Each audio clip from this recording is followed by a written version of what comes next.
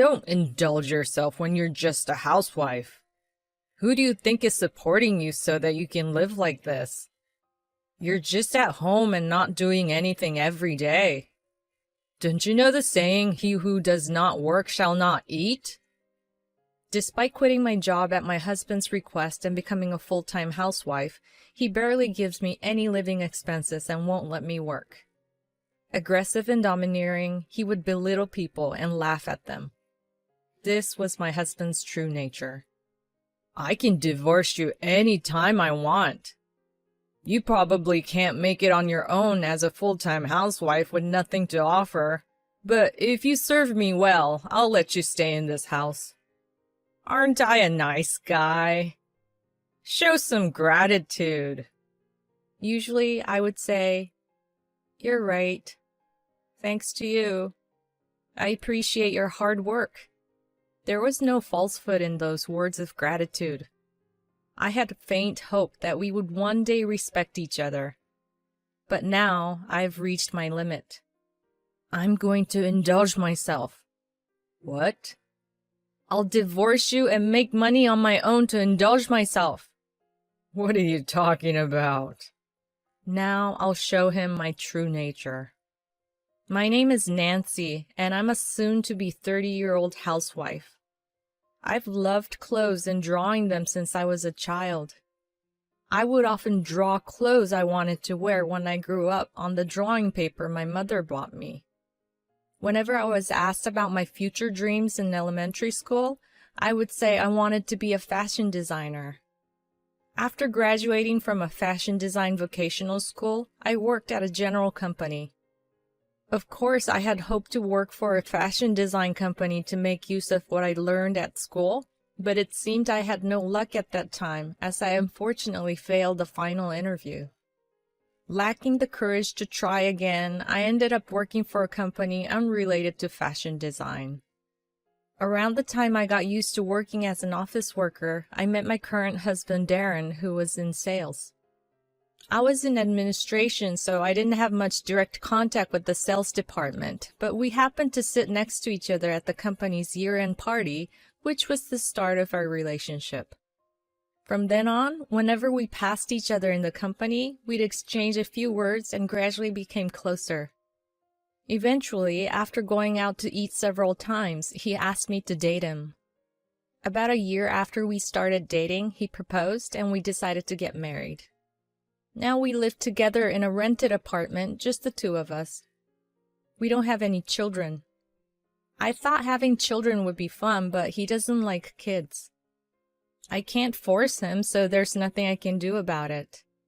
My friends often tell me that if I want kids, I should leave him, but I'd rather be with him even without kids.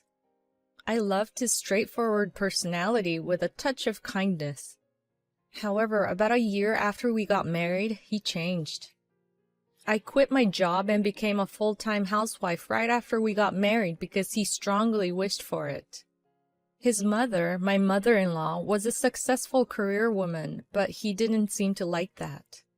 It appears that coming home from school to an empty house during his childhood still casts a shadow on his heart, and he wanted me to be at home to welcome him after work. I didn't have any particular dislikes to becoming a full-time housewife because my mother was one. On the other hand, I had started to find my job rewarding, even though the company I joined wasn't my first choice, and it was hard to leave. But I understood how he felt. Coming home tired to an empty house must be lonely. I didn't want to make him feel that way since I loved him. So I quit my job and became a full-time housewife. And about a year after becoming a housewife, his behavior suddenly changed one day. Hey, Nancy, you're a housewife, so don't waste the money I earn. What's gotten into you? I'm not wasting money. I genuinely didn't know what he was talking about, so I responded that way, and he raised his voice. Don't talk back. You're just a housewife. Who do you think is supporting you so that you can live like this? You're just sitting at home all day and not doing anything. Don't you even think about being useful to me? Don't you know the proverb, he who does not work shall not eat?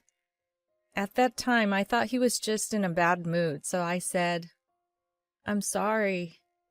It's all thanks to you, to calm him down. But that was a mistake. Whether he got a taste for it or it became a habit, he kept verbally abusing me day after day. Along with that, he started giving me very little living expenses. This is all I get for this month's living expenses?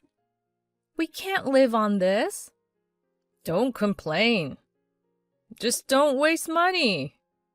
If you want to waste money, do it on your own. I can divorce you anytime I want. You probably can't make it on your own as a full-time housewife with nothing to offer, but if you serve me well, I'll let you stay in this house. Aren't I a nice guy? Show some gratitude. He became aggressive, a completely different person from a year ago. He never used to say things like that. I wonder what happened. Could it be that this was his true nature from the beginning? Why do you say such terrible things? Becoming a full-time housewife was your wish in the first place. Is money tight? If so, I can work part-time. If you don't like coming home to an empty house, I'll make sure I'm back before you are. When I said that, he laughed mockingly. You're too slow to work and be a housewife at the same time. It's absolutely not allowed because housework will be neglected. You should just stay at home and quietly do housework. After that, we had the same kind of exchanges repeatedly. Not only did he say these things directly, but he would also send me messages on my phone during his work hours, saying things like, I hope you're not eating an expensive lunch. Don't go shopping without permission. And just stay quiet at home. I couldn't accept these words at all. In the end, Darren didn't allow me to work part-time. So I had no choice but to make ends meet with the bare minimum living expenses he provided each month. In addition to the abuse from him, I gradually felt concerned as my life became increasingly difficult. Amidst this life, I received a call from Andrea, my best friend from vocational school. We used to meet frequently and have meals or go shopping before I got married, but we hadn't seen each other in a while. She laughed happily on the other end of the phone, saying, It's been a long time. I wanted to hear your voice. Hearing my best friend's voice for the first time in a while, I couldn't help but cry. I tried to keep the phone away from my face so she wouldn't notice, but she seemed to see right through me. Nancy, are you crying? What happened? I'll listen if you want to talk. Taking her up on her offer, I told her in detail about my current life. She quietly listened to my disjointed story without interruption. I didn't know Darren was like that. He seemed like such a nice person. I didn't notice at your wedding. I hadn't noticed either, and we have been together for a long time. It was only natural that she didn't notice after meeting him just once. Then she cleared her throat over the phone and said, I started a company, you know. Well, it's still small with only 2 employees. Really? Congratulations! You've always wanted to start a company since we were students. Thank you. I have a favor to ask you. Can you work as a fashion designer for my company? You can work from home. It was an unexpected and delightful invitation.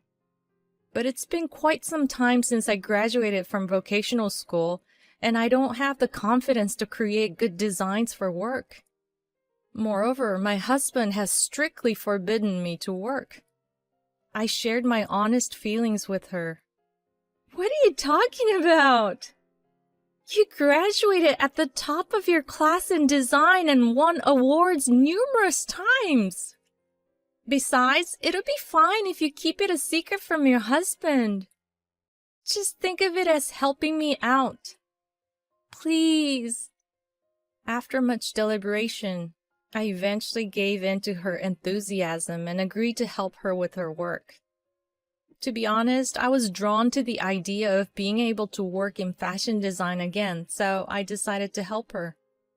However, I knew that if I told my husband I was going to work, he would definitely get angry. I decided to keep this a secret from him for the time being, until I could come up with a good explanation. After that, I began working from home as a fashion designer only during the hours Darren was at work. There were some struggles at first because I was away from it for so long, but designing clothes was still enjoyable. I diligently worked through trial and error, and before I knew it, half a year had passed. I realized I was earning enough to be independent without relying on my husband's income. Of course, that was thanks to Andrea. She had promoted and introduced work to me, an unknown designer, which allowed me to earn this income. That's when I suddenly thought, is there any meaning to being married to Darren? The abuse continued even after I secretly started working in fashion design, and some months our living expenses were barely enough, if not in deficit.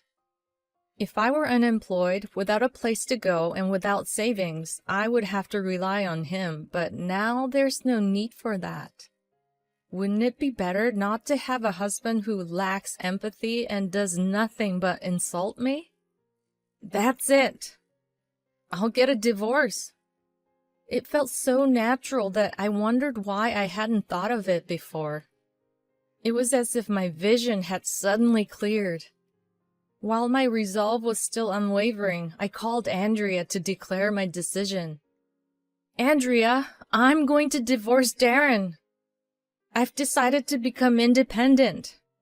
Finally, you've come to your senses. It's definitely better that way. I'll help you, so don't hesitate to ask if there's anything I can do. With her encouraging words in my heart, I promptly presented Darren with a completed divorce paper that very night.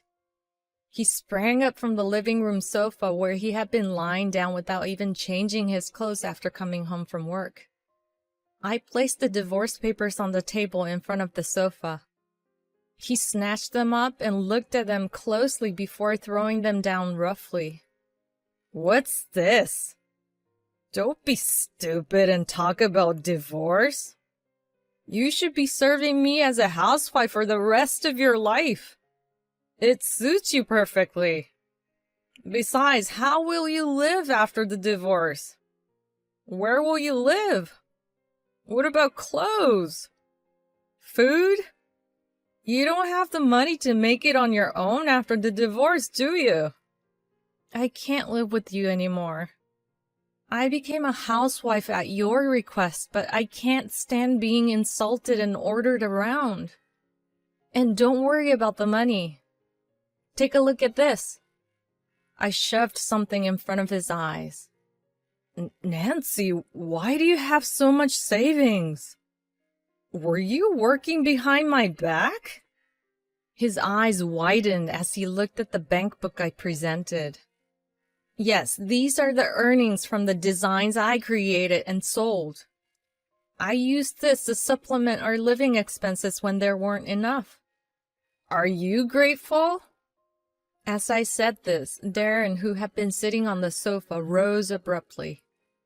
He seemed about to insult me again, but instead he drew a deep breath and smiled smugly. On second thought, you can work.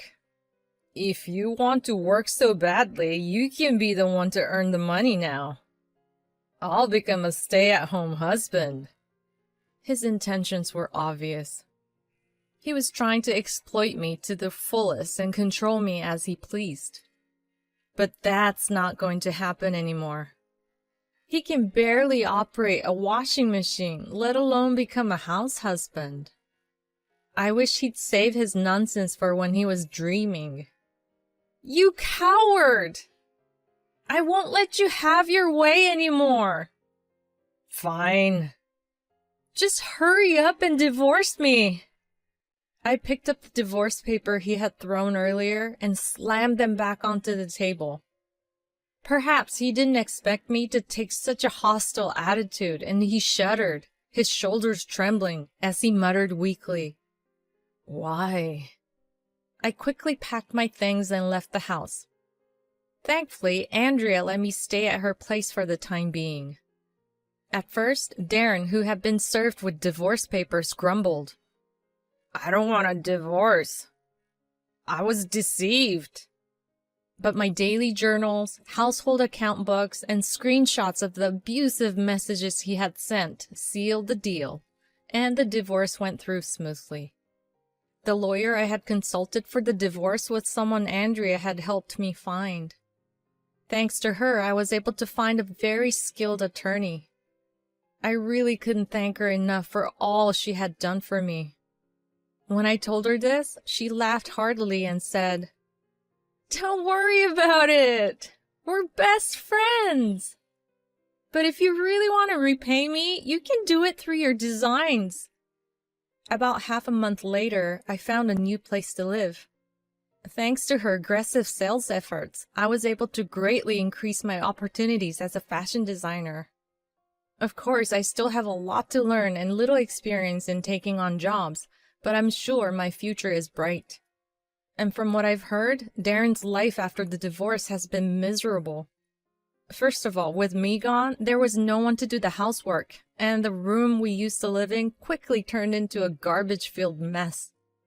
On top of that, he had no habit of properly managing his suits, so his appearance became sloppy, and he started receiving harsh complaints from clients saying, "Don't send such a dirty person for sales." Furthermore, the complaint issues spread within the company, and his colleagues and subordinates began to distance themselves from him. He was eventually transferred from the sales department to warehouse management. Unable to bear it, he ultimately resigned voluntarily. Without any income and unable to manage his money properly, he quickly found himself in debt and was evicted from his apartment. He is now said to be struggling even to find food for the day. In fact, there was one time when he barged into Andrea's company. I was working from home at the time, so I wasn't there. When she spotted Darren walking around yelling trying to find me, she used her expert judo skills to throw him off. She then promptly reported him to the police, and he was taken away quietly. I was surprised when I heard about it later, and I worried whether Andrea would be targeted for revenge. But at the same time, I felt relieved. She seemed to feel the same way, saying with a mischievous expression, "It was a little scary, but I finally feel refreshed.